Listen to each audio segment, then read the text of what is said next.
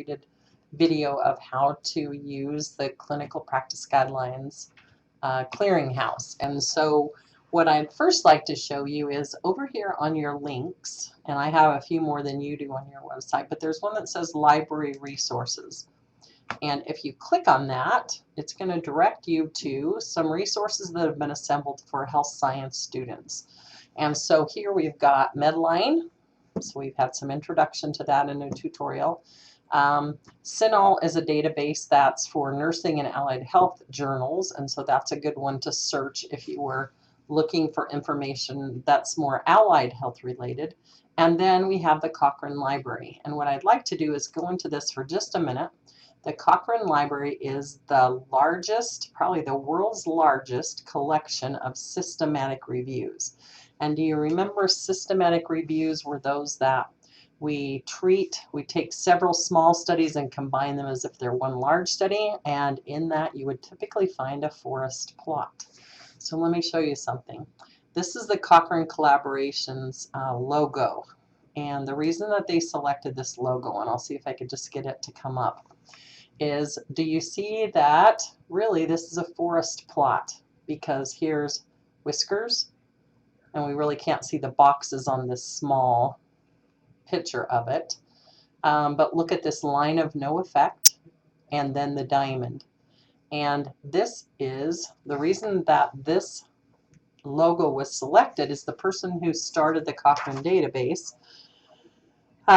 He realized that as early as 1972 there had been studies conducted where they administered low cost very little money, to give corticosteroids to females who were in preterm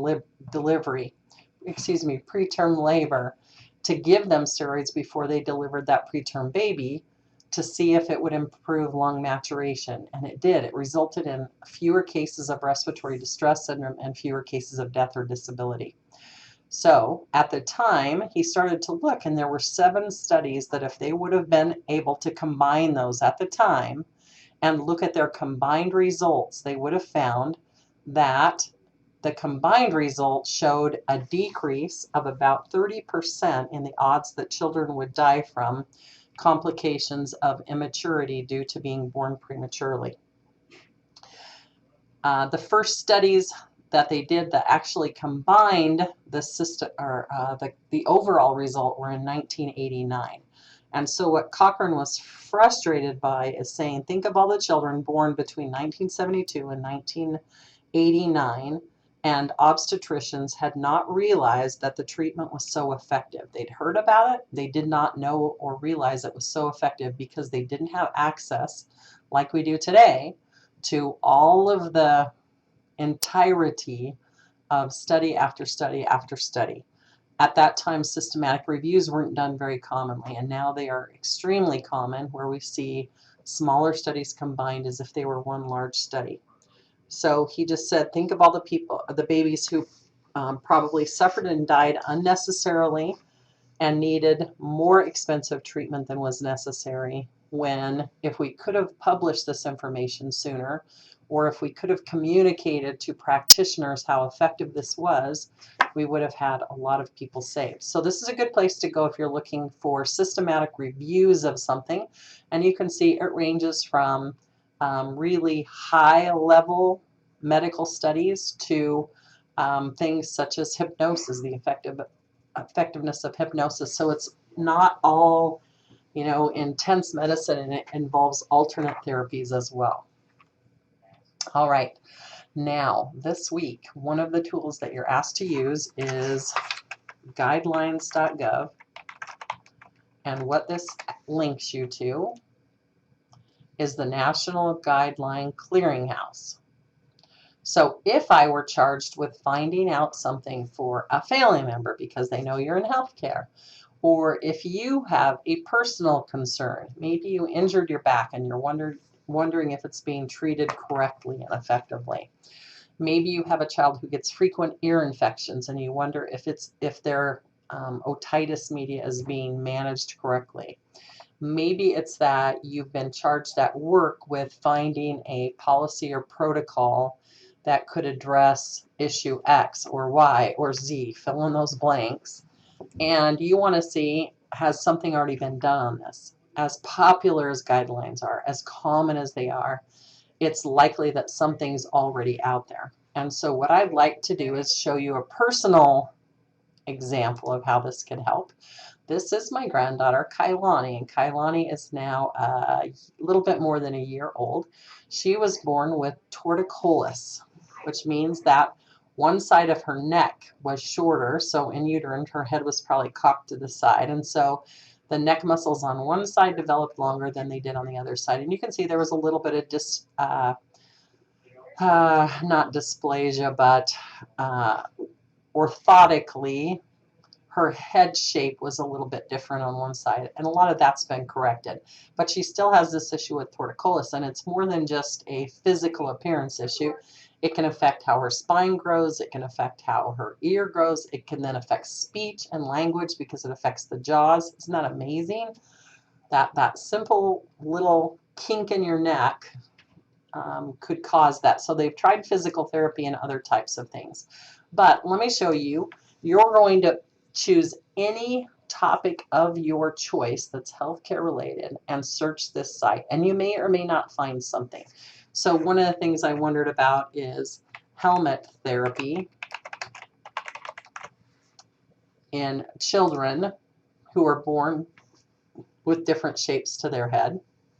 So obviously this doesn't come up with something for that, right?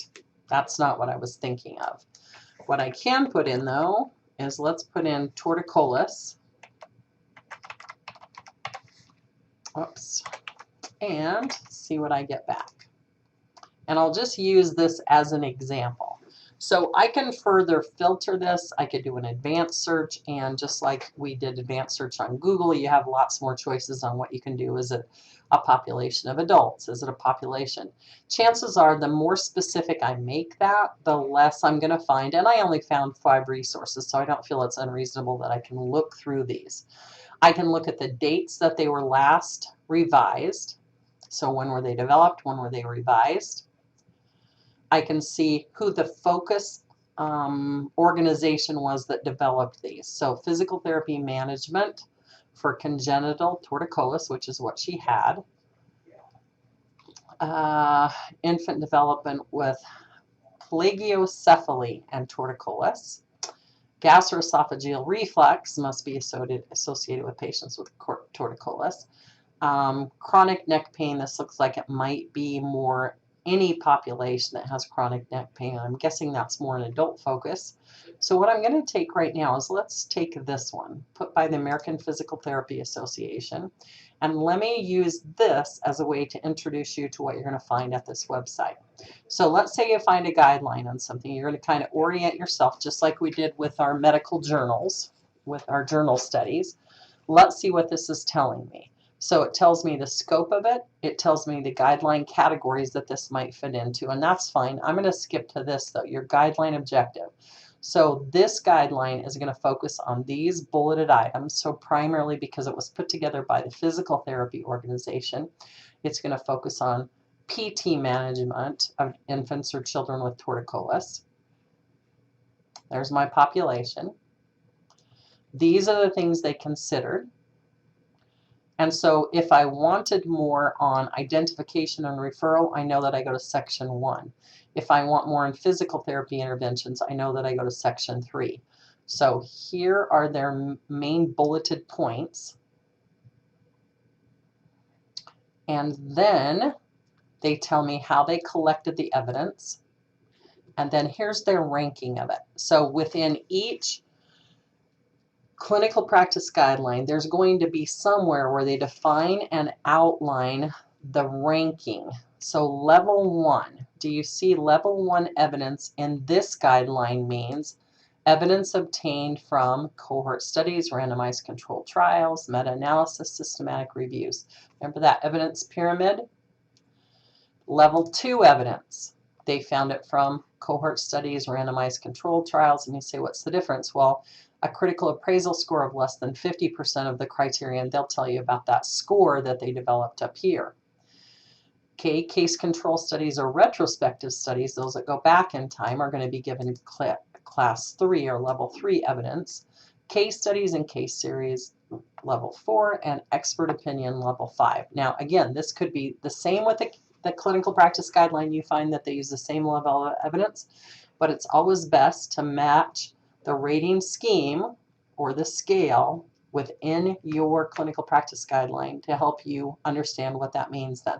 So as I go to these sections, here's a rating scheme, and you say, wait a minute, they just told me this. This was the strength of the evidence, and this is for the strength of the recommendation. So I have two kind of scale or scoring systems here. Now I have a grade A, B, C, D, P, R. And again, we can say, hey, sometimes we don't have research on a topic, or there's a lot of disagreement, and the recommendation is based on looking at those disagreements or expertise and making a recommendation. Best practice, weak evidence, strong evidence, and do you see this ties back to level 1 evidence, level 2. So they're interrelated, but they look at two different things, these two scales of evidence. So where I'm going to see those used is here then. So what's their recommendation? I'm going to go to 3, section 3, that piece on physical therapy. Physical therapy examination, still going, because we're trying to get to section 3, physical therapy intervention for infants with congenital torticollis. So here we go. They say passive range of motion. Should it be done or should it not? Here's the intervention, and it says the evidence quality was 2, the recommendation strength was moderate.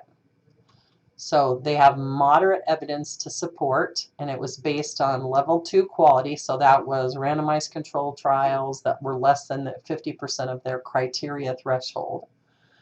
All the way through, they should tell you what's the evidence, what's the level of that evidence for that recommendation. So I could see, is it something that, boy, if my physician didn't recommend that, or if my physical therapist didn't do that, this is something that in their own clinical practice guideline, it says it had strong evidence and the strength of that recommendation was strong, so they should be doing it, as opposed to these were all moderately strong. So they would say neck and trunk active range of motion, the recommendation was moderately strong. Do you see these were all level 2 evidence? So they were the second highest level of evidence, the second highest level of recommendation. So you're going to look for those things as you go through. This would help me then identify, or help Kailani's mom identify, do they seem to be treating this appropriately?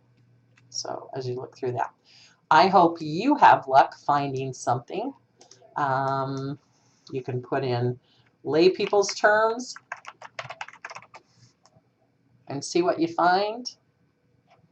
Okay, so whether they should place tubes in children, last reviewed 2013 or last revised 2013, who put it together? Well, here's surgeons that put it together. And they should then, within that clinical practice guideline, give me a score of evidence. How did they grade their evidence? How did they judge the strength of their recommendation? Do you see that's going to be something that's pretty common to each clinical practice guideline? So it may be something professionally, it may be something personal. There's a lot of, if you're in respiratory care, we're back pushing bubble CPAP again, so you might see what's out there. What's out there that might help me recommend that? You may not find something exactly on this. You may have to expend those terms. So maybe if I put in, remember the Boolean operators we used before? So if I spell out the words instead of use the acronym, look what I find now. So don't forget to kind of play around with the search terms that you put in here. It's best, because this is a professional site, to probably use things like otitis media instead of ear infection. But think about the search terms that you use. I bet pretty much anything you put in here that you have an issue or that you would like to see if there's a guideline for, you're going to find it. But I do want you to find one guideline and do some exploration within inside of that. Your only assignment this week, you're going to take a quiz that says, did you complete your reading? Yes or no? Did you enter search terms and look for a clinical practice or look for a practice guideline on this website?